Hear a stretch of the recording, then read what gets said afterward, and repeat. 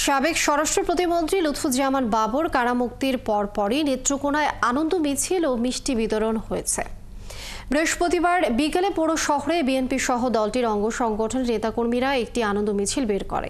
এছাড়াও তার নির্বাচনী এলাকাতে আনন্দ মিছিল ও মিষ্টি বিতরণ হয়।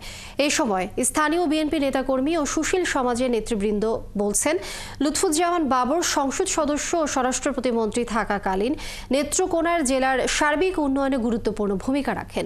এ কারণে তিনি জেলাবাসীর কাছে খুব দ্রুত সময়ের মধ্যে জনপ্রিয় হয়ে উঠেছিলেন।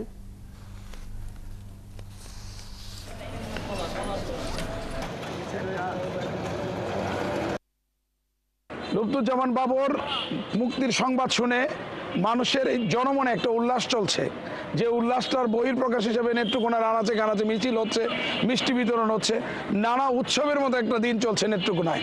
ওনার মুক্তিতে নেত্রকোনা জেলা ছাত্র দল অত্যন্ত উচ্ছ্বসিত এবং আনন্দিত এবং গর্বিত।